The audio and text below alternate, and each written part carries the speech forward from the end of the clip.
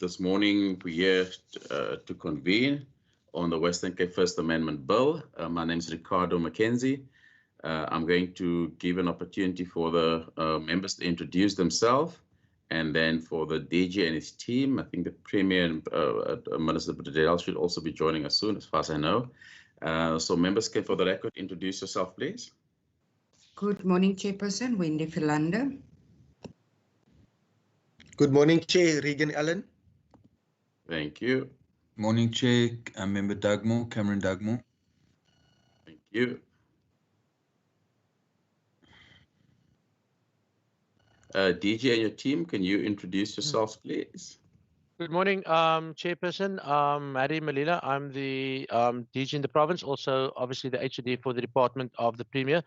I think with all the emails, if Washima can maybe just try and dial in both Minister Bredell and the Premier. I think they're struggling to dial up. Then, as part of our team today, Chair, we've got Clara Williams, who's in legal services. We also have Anita Vosloo, who's also in legal services, and they will obviously deal with some of the legal issues and also the objects of the legislation. And once I get an opportunity later, Chair, I'll just explain to you how we plan to go about to, I think, deal with this matter very swiftly this morning, to also deal with, I think, some of the concerns raised by one of the other members. Thanks. Thank you very much. Is that everyone from your team, Clara Williams and yourself? And Wasima, will you try and get our colleagues in, please? I see there's some. Yeah. Chair, I've also got, I think Charmaine is from the Department of Environmental Affairs and Development Planning, and she's going to deal obviously with the environmental stuff. But as I've indicated, I will guide the team, just before we start the presentation. Thanks.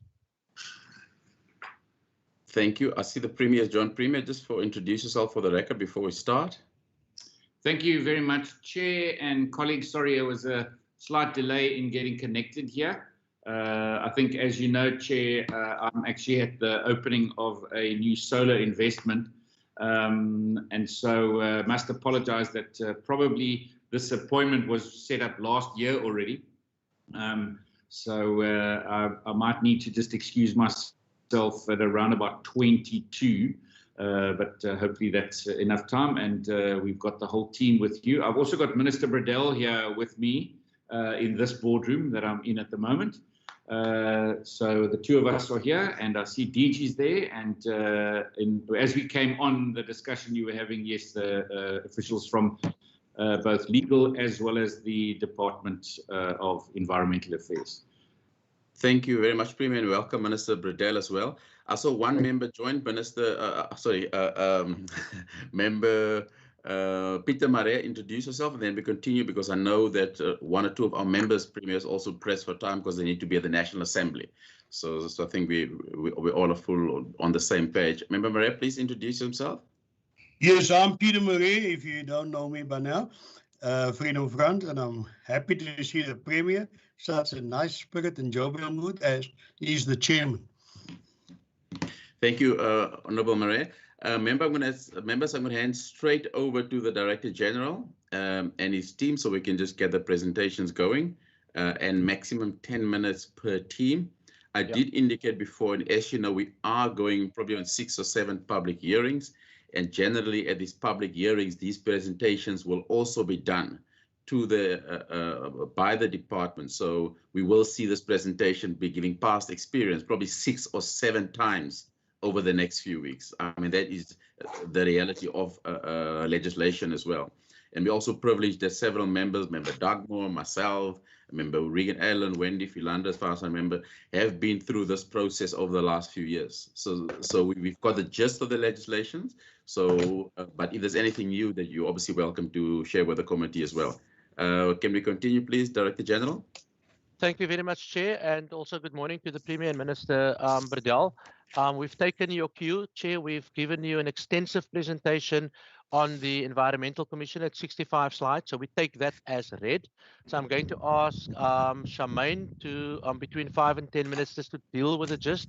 But before I do that, also the same as it relates to the legal matters. This is an old matter, so I'm going to ask Anita to take between just 5 minutes, just to give the gist, and then we can go straight over to Charmaine, and we should be done by 9:20. And if they're not, I'm going to ask them to just cut through the chase and give the gist. So Anita, can I hand over to you? You have 5 minutes.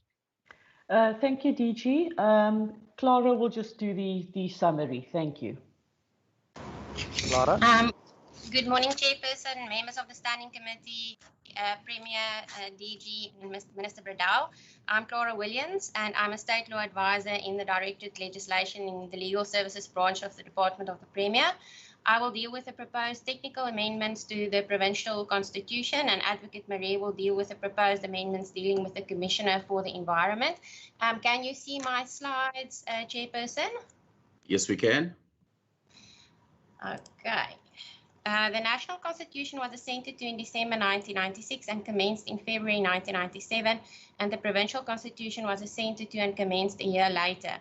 The Provincial Constitution provides that its provisions must not be interpreted as conferring any legislative or executive authority on the province which is inconsistent with the National Constitution. The National Constitution has been amended by no less than 17 Constitution Amendment Acts. An analysis of all these amendment acts was done, and it was found that concomitant amendments to the Provincial Constitution were required. The Constitution of the Western Cape First Amendment Bill aims to firstly amend the Provincial Constitution to align it with the amendments that have been effected to the National Constitution, and secondly repeal the provisions dealing with the Commissioner for the Environment.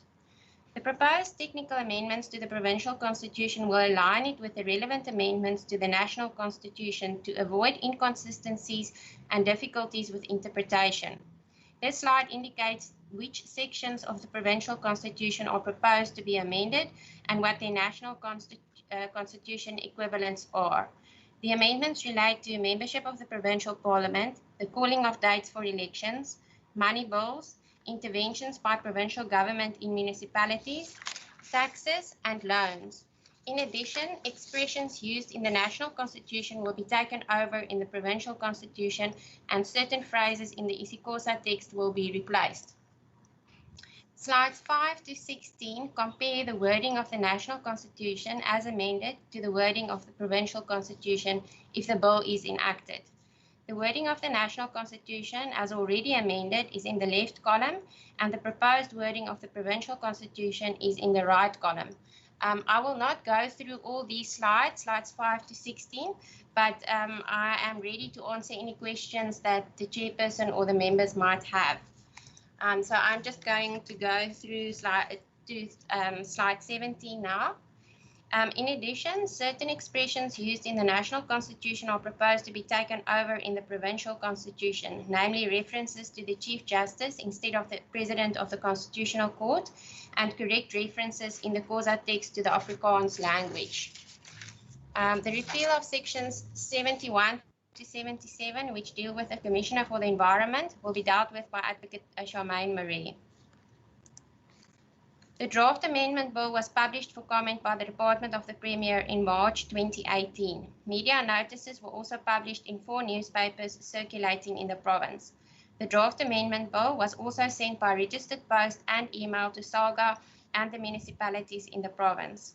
The Department of the Premier complied with Section 10, subsection 2 of the Provincial Constitution, which states that particulars of a proposed bill to amend the Provincial Constitution must be published for public comment in the Provincial Gazette and at least 3 newspapers, and submitted to municipalities for their views at least 30 days before it is introduced in the Provincial Parliament. I will now hand over to Advocate Charmaine Marie from the Department of Environmental Affairs and Development Planning to present the proposed amendments relating to the Commissioner for the Environment. Cool. Charmaine, you've got about also, I think Clara has done an excellent job. So if you can take also just about 5 minutes just to deal with the gist of those amendments, and we take it that the 65-page slide document goes into the record of Parliament. Thank you, Charmaine.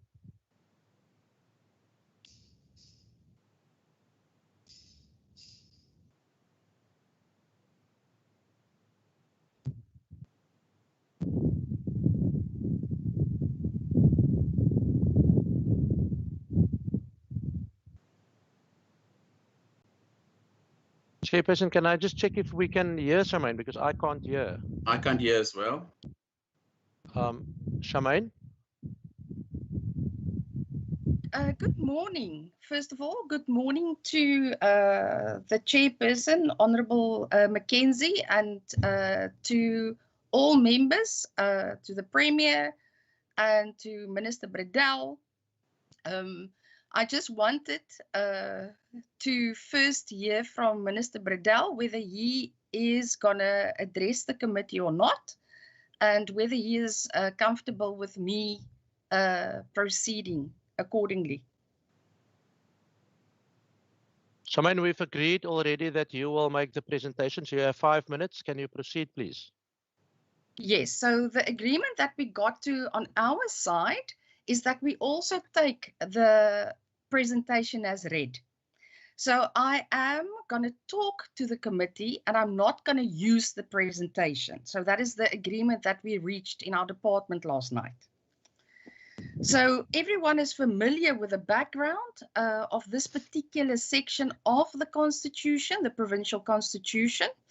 And as Honourable Mackenzie has said at the beginning of the meeting, most of the members are well versed also in this issue, and that we've come with this a very long way. It is, of course, very important that we do understand that the function as it is currently catered for within the Western Cape Provincial Constitution is covered by a suite of national legislation, which we have highlighted within the presentation that we submitted. So we normally refer to them as the NEMAs and the CEMAs, but they are highlighted within the presentation. Even further so, our own Western Cape Land Use Planning Act also provides the opportunity for the provincial minister to monitor provincial land use planning and the impact on provincial land use planning per se. And all of this is the sum total of the functions and the functional areas that this particular commissioner would have. And when this part of the Constitution, the Western Cape Constitution, was drafted, these suite of legislation, nationally as well as provincially, were not in place. So it was very unique to have had such a portion written into a provincial constitution. Now, the commissioner must ensure that the conservation of the environment in the Western Cape is given the necessary attention in order to bring about the balance of the goals of environmental conservation versus sustainable development. And that is also covered within various legislation.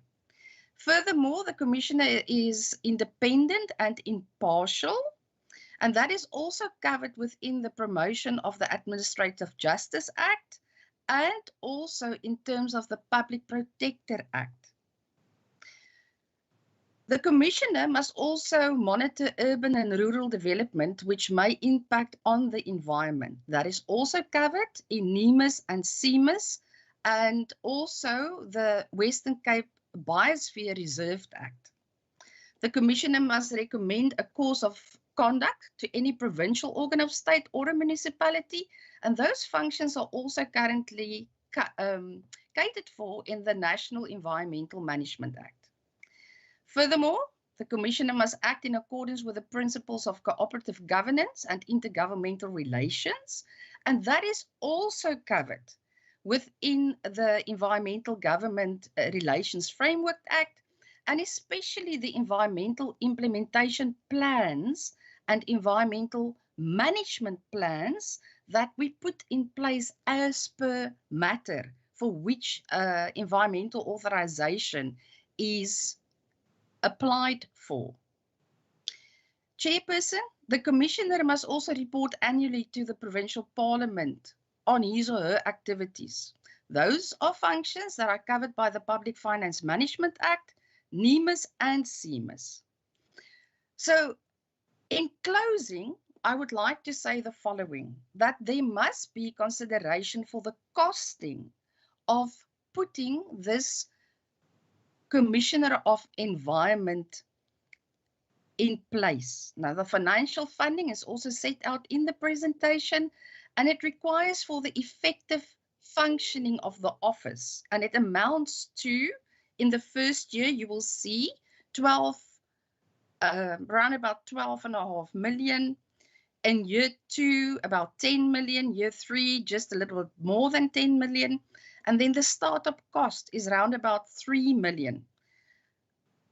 And that has been throughout the past couple of years. We kept on doing the necessary research to base this financial information on, and we keep on adjusting it as we proceed in this process, in deciding whether to amend, whether to proceed with the particular commissioner within the provincial constitution. Chairperson, I want to conclude by saying that the national legislation and the provincial legislation provide adequately for the protection of the environment. And there's a numerous amount of enabling provisions in those legislation. Now, the filling of this vacancy, meaning the creation and the establishment of this Commissioner of Environment, is not desirable because it would involve an overlap and a duplication of roles and functions provided for already in the legislation highlighted. It does not address any governance gaps, and it will consume a very scarce state resource, which is obviously finance, but also human resources. So therefore, our department supports the proposed amendment of the Western Cape Constitution, and I thank you. Thank you very much. HOD, anything else your team wants to add before we proceed? Chairperson, that's it from our side. I think we can now proceed to questions. Thank you. Thank you. The Premier and Minister Pradelle, is there anything that you wishes to add before we proceed? Thank you, Chair. I don't think so. I think it's been covered. Obviously, I think we definitely have to have amendments. I mean, that's part of good governance. And then, of course, we've got to also make decisions, and I mean that's the Environmental Commissioner decision. Thank you, Premier. Minister Pradelle, anything else you want to add before we proceed? Chairperson, yeah, thank you. I'm also covered. I support fully the statement that I think we've got adequate legislation to protect the environment. Between national legislation, provincial legislation, etc., we don't need another layer. And add to that the cost of that layer. The first year it will be 12.44 million rand, including the setup cost of the office, 9.88 million rand the second year, and 10.35 million the third year. I really think that over the years, if you look at the whole report, you will see the changes within legislation, and that protects the environment adequately and help us to find the balance between economic growth and the environment, and also how the environment and the economy can work together to create jobs. So from my side, then I'm covered. Thank you very much. Thank you very much, Minister Pradelle. Members of the committee, I'm going to open up for questions to either the Premier, the Minister, or the team from the various departments that are here this morning. I see Member Dugmore's hand is up, then Member Murray. You may continue. Member Dugmore.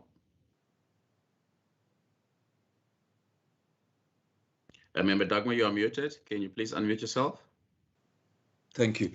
Just a quick question. I'm sure we will express our views, during the hearings and finally in the House. But the original amendment that had been proposed provided for a situation where the appointment of the environmental commissioner would be discretionary. Now, obviously, we've heard the arguments made by the department around other legislation and so on, and I don't want to go into those arguments now. But given that, in fact, this was an expression of the founding members for the Constitution, and essentially that original proposal would have given a choice to whichever government is elected. So I just wanted to ask, besides those arguments, why was there a move to actually remove all of the provisions as opposed to make the appointment of the commissioner discretionary? Thank you. Thank you. Member Murray. Thank you so much, Speaker. This thing boggles the mind. Premier, I think your department is splitting hairs on the issue of trying to be consistent. I want you to know what consistency or inconsistency means. They are steering your boat too close to Lutuli House for my comfort. Inconsistency is defined as containing incompatible elements. It must be conflicting to be inconsistent. It must be illogical and it must be incoherent. None of this has been proven. The main thing that they're griping about is cost. Now, if your party's policy is federalism, why is cost factors an issue? Did you think federalism is cheap? Federalism is the most expensive constitutional system, but it's the most effective and efficient. So why make cost of 12 million an issue when your Premier says he believes in federalism? When Dr. Meyer says, I believe in subsidiarity, and when your national leader says, yes, we want federalism, you come up with a 12 million excuse for stripping you of your powers. Member Murray, can we get to the question, please?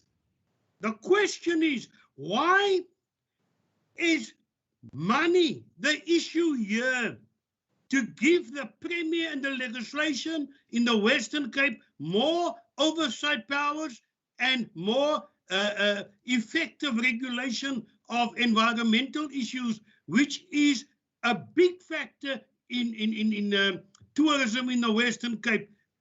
Why is 12 million rand standing between us and more powers for the province? Thank you, Member Murray. I'm going to hand over. I see the Premier's camera went on. I'm going to hand over to the Premier and the officials wishes to respond. Thank you.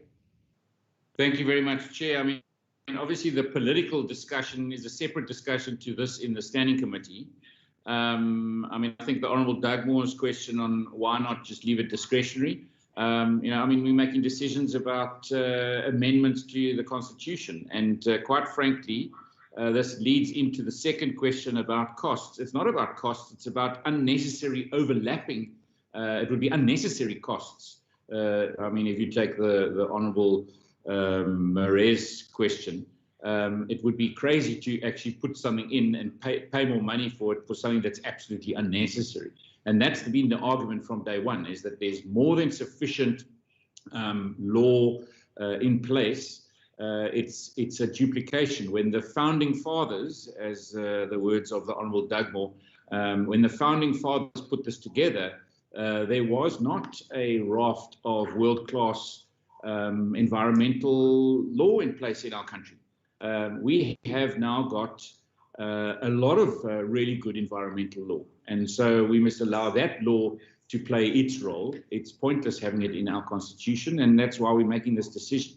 We must remember, we must base the decision on what we need the outcome to be, and we can't use this to subvert for some other space. So it's not about cost versus unnecessary cost. I mean, that's just one of the one of the reasons that we need to put on the table, because you've got to put all of your analysis on. But the real reason is in the environmental space is that there is sufficient world-class regulation and legislation. So let's rely on that regulation, legislation, and the processes. We don't need to put another layer. Remember, we need to make things. We need to remove unnecessary red tape, and this would be adding another layer of unnecessary red tape. Thank you. Is there anybody else who wishes to add to what the Premier responded to before we continue with a last round of questions? Charmaine Murray, you can continue. Thank you, Honourable Chairperson. I can address the question with regard to why repeal and not just discretionary, because we also considered that. And I would like to, if you will allow me, highlight 4 reasons why we decided to rather go for repeal than discretionary. If you can do it under a minute and a half, yes. I will. So the first thing that we did is we said policy and law reform, since, and this is what the Premier has highlighted also, has given us enough legislation. So that point stands, we don't need the duplication. But the other thing that we considered is that this commissioner will be like an ombud-like institution. However, it is particularly unlikely that we will be able to actually do anything about the conduct of national departments within the province. So if one understands how the concurrent function of the environment works in South Africa, most of the some of the environmental actions that are happening in our province that is problematic cannot be addressed by this commissioner as an ombud, because it would fall without its the ombud's jurisdiction. Furthermore, the commissioner has limited public resource opportunities. So we unfortunately can only investigate so many complaints, and we will first have to also, as an ombud does, decide whether the particular complaints in front of us falls within the jurisdiction. And lastly, I just want to reiterate that the NEMA legislation establishes the environmental management inspectorates within the provinces. We call them the green scorpions. So the green scorpions that are already at work within our province are acknowledged as the best green scorpions in the country. So we have got everything in place in order for us to not have this particular Commissioner of Environment in our province. Thank you for your indulgence, Chairperson. Thank you, Ms. Murray. Then Member Murray, a last opportunity. Thank you. Thank you, Chairman. I just want to say that we are putting a lot of emphasis on duplication, and it's already been handled at national government. We seem to have the opinion that national is the best to handle it and handle it very efficiently. Look at the Milkwood Forest and that. Look how well they handled it, and we don't need to duplicate it like a department says. We are political functionaries. We're not autocrats, or we're not officials. We're here to make a political decision. Whether the power is handled at national level is one thing. Whether they do it efficiently and effectively is something else. That's where I'll rest my case. I'll leave my argument for a debate. Thank you, Member Murray. Thank you for that feedback. I think what they're trying to say is there's already legislation in place dealing with some of the matters that the intended environmental commissioner need to deal with. But as you say, we'll leave that for the debate. Premier and Minister Bradell, I can excuse you and your team. There's no further questions. As I said, we will see these presentations at least 6 times over the next 6 weeks. So thank you for joining us this morning. I really do appreciate it. And then I'm going to hand over to Member Dugmore, needed to say something on the program. Sorry, Premier, you wanted to say anything else? I just wanted to say thank you very much. Appreciate the time. And yeah, we'll whatever we need to do in the process, we'll be there. We'll be there along the way with you, Chair and members. Thank you very much. Thank you, Dr. Malila and your teams. Mrs. Maria, thank you for coming out this morning. Members, if we can just stay behind Member Dagmar. I know you had to leave, so I'll hand over to you first. Thank you, Chair. Thank you. Sorry, I think the DG wants to say something. Sorry. Sorry, DG, you wanted to add something before you go? Oh, I think you just wanted to say thank you. Member Dagmar, you can continue. I know you also pressed for time. Yeah, thank you very much, Chair, and to the members. I, had just wanted to get a sense of the proposal, and I, saw the proposal, which I think starts, if I'm not mistaken, on the 12th of April. Is that right, Chair? That's Monday, the 12th of April. The proposal, obviously, just a draft proposal, and we can include any other meetings that members wish us to add. Yes. Okay.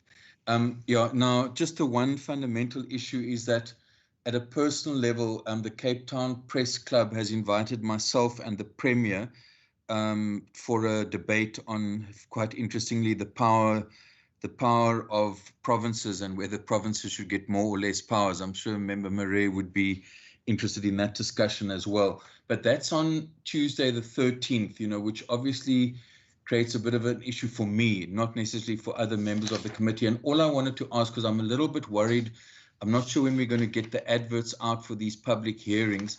Is it absolutely fundamental, and could we not consider starting on Monday, the 19th of April? That's what I would like to ask. I'm not sure if there are other commitments, and maybe that puts everyone else out.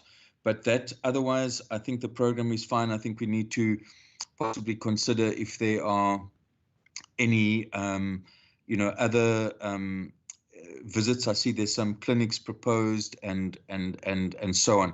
But that is my fundamental challenge. Otherwise, that week would be fine. But I've got that issue that I need to honor. So what I want to ask, given the issue of needing to advertise, particularly the public hearings, is it a major problem for us to shift by 1 week?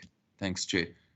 Thank you, Member Dartmoor. We have taken that, not your meeting, obviously, but we've taken the time into account, and there are other engagements. And if we go a bit later, we're now going into the end of April, which the Budget Committee has taken that other week, and also the public holiday cut that week short. And then the first week in May, the other committees start, and that impact on other members as well. The advertising part, we are going to start earlier advertise, and then we are going to extend the open period until the end of May. And obviously we'll have an additional meeting in Cape Town.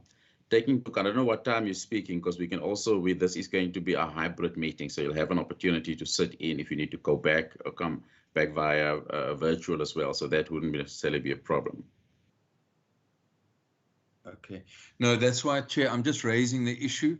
On my program, I see that, this obviously is happening during constituency week. Yes. And then the week after, I know that there are by-elections on the 21st of April. Yes. There happens to be one in Knysna as well, so it might be good for us to be down there, Chair, on the by-election day. But I actually don't see anything else. What is our actual program in that week? And this will be the last point I raise on the issue. What is the legislative program in that week beginning the 19th? Everybody will fill in their program. Whatever committee meets after us this morning or tomorrow will fill in the dates. It's courtesy. You ask your colleagues what they're doing, obviously. So they say, listen, we're doing that week. So for now, until those committees have decided what they're going to do, I'm not obliged to say. But for us, we've taken that period. Okay, Chair, I don't want to delay this meeting, and I must leave it to you. I'll possibly just have to look at the option of being beamed into that meeting with the Premier. I'm not sure how that will work, but thank you very much, Chair. Thank you, Member Dartmoor. Members, we need to make a resolution for the Cape for the advertisements to go out early. As you know, that we normally advertise in all 3 newspapers. So we're looking at the Vukani, the Argus of the 8th of April, and the Burger of the 9th. And then we'll also ask the public, the outreach. I see they are here, the PEO, to assist us in getting this message out. Mr. Keswa is here. And then to ensure that we reach as many people as possible, because as my coordinator reminded me, this is a very litigious piece of legislation. So we need to make sure that we get that we do this properly. So the 7th, 8th, and the 9th of April, if we can get that approval from the committee, then Wasima and the team can do this ASAP. And then we will have to have a physical, also we can do a hybrid meeting in the chamber at a later date. And if we need to, if need be, have an additional virtual meetings, Masima, if need be, towards the end of April or beginning of May, should that be a requirement, and so be it. And then we can make that decision as well. I see Wasima's hand went up. Wasima?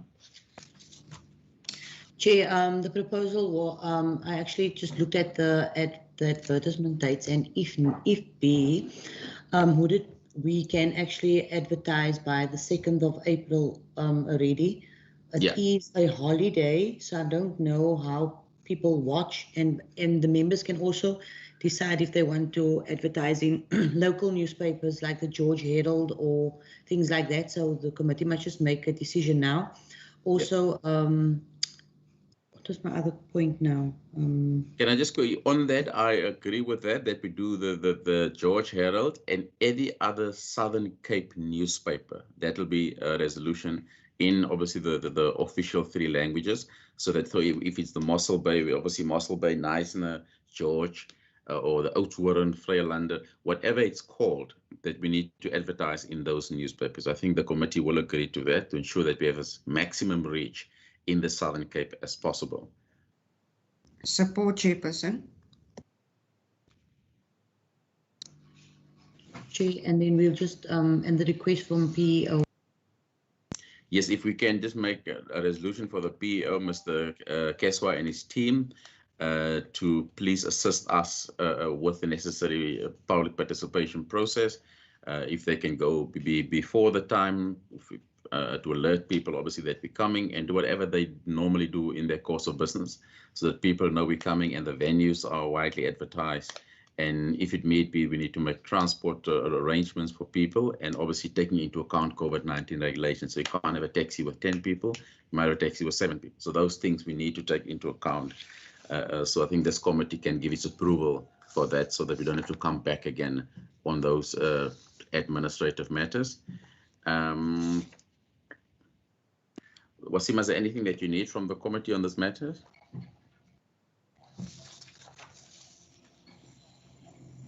I'm just checking now, Lizette. Is there anything on your side?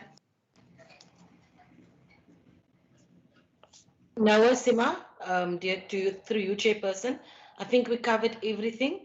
If there's anything specific to the public participation process, the committee are more than welcome to forward that by email to us. Okay, so the draft program, as Wasima members, just for your information, is leaving on the 12th of April, whichever appropriate time they can find accommodation from George, then we're going straight to Mossel Bay. Then the Tuesday, for purpose of this committee, would be the public hearing in Mossel Bay. And if we can do that a hybrid, it can be done. So with the laptop and then with a venue, and then same for Wednesday afternoon, and then for Thursday, and then we going to George and Mossel Bay. George, yes, George, Mossel Bay, and Knysna, and then we're back on the 16th of April, not March. I see there's a typing error here. So if members in principle agree to this process, except member Doug was given his matter, but I've given him feedback on that. Chair, can we just hear from Honorable Dartmoor when the heavyweight clash is going to be on TV between him and the Premier? He's left already, but I'll send him a message to tell us when that heavyweight clash is. Wasima, I see your hand went up again. Yes, Chair. No, Chair, I just wanted to make, we will consult the program to have the Cape Town public hearing at the end of May. Okay, that is perfect. If we need to do another meeting towards that period, please take that as approved from this committee. If we need to do another virtual meeting for individuals that can't make that meetings, if we need to move the meeting later on, please take that as confirmed from this committee, because I don't think anyone would want people to be missed. I mean, later in the evening from 6 to 8 or something like that, from 5 to 7. So please take that as a go ahead from this committee. Wasima, is your hand still up? Is there anything else from your side before I continue on to the next matter? I'm sorry, Chair, it's all day. So if we can give Wasima, if we need to, whatever, and I think the committee will agree, COVID regulations need to obviously be taken into account. So if we need to buy masks for members that drive on the bus, sanitizer, so that people don't have to come back on those issues. So please accept that as confirmed from the committee, unless there's any objection to those matters.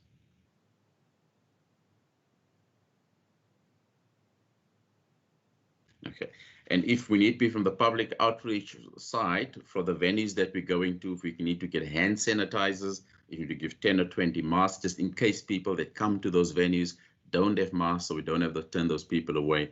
Can we get your assistance in that regard again, so it doesn't become an issue closer to the time that this can't go ahead because this wasn't done? If you need to buy attendance register, a scanner to take people's temperature, all administrative matters, can we also give you now the go-ahead to ensure this was done, and obviously just inform the committee of the costs involved, so that those administrative issues don't become stumbling blocks for these things to go ahead. Wasima, can you flag the minutes in February that were sent out, please?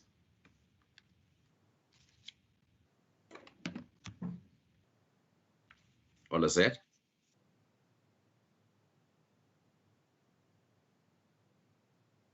Are you there, colleagues?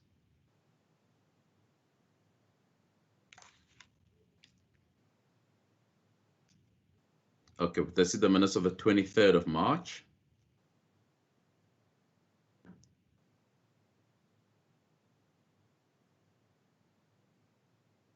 Thank you. Ellen's apology was noted.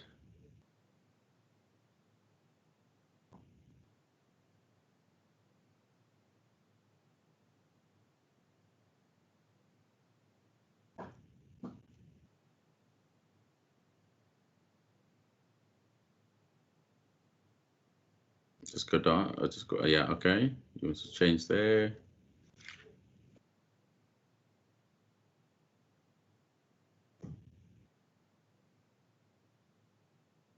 Most of the information they have already, so I think it'll just be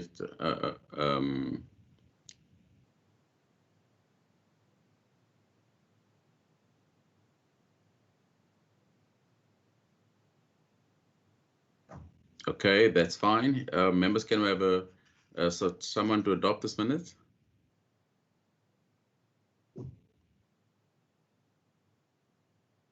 Member Philander? Moving for adoption, Chairperson. Thank you. Wasima, do we normally give them 3 weeks to send us the information? Yes, Chairperson. That's fine, yeah. So if you can just work that 3 weeks in and just put the date in, I'll accept that.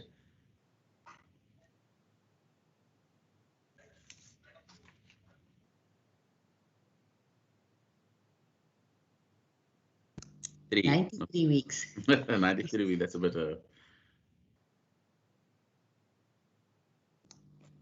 Okay, then just the 2nd of February's minutes too. Yeah, if you go down.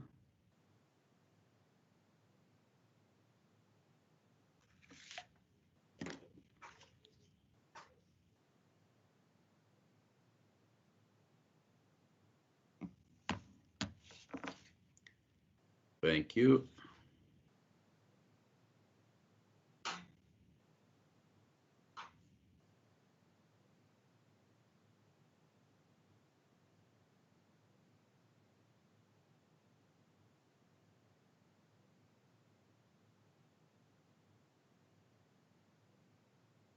Thank you. Can we have an adopter of this minutes, please? If I may vote, I will say yes, we adopt it. Okay. A seconder, please. Second, the Chair. Thank you. Members, if we can let Wasima know as soon as possible if you are going to go on this trip. Wasima, now that you've got a draft program approved, we can just send that out so that members can obviously sign and confirm that they are going on that trip. And whoever, if Member Dagba joins us later, we understand because he's got a boxing match on that Thursday. And if we need to dial members in, if we can make those appropriate arrangements as well. Anything else, Wasima, on this? No, Chairperson, we covered. Members, anything else? members can just send the program to all the members. So members must just send me an email to inform me if they're attending or not, so I can make the necessary arrangements. Thank you very much. Members, if we can inform Wasima as soon as possible, please check your diaries so that they can start and then make the necessary arrangements. Anything else, members, that we need to raise in this meeting before we adjourn? Thanks for good chairmanship, Chairman. No problem, Member Murray. This meeting is therefore adjourned. Thank you very much. I'll see you with the next one. Thank you, Chair. Thank you.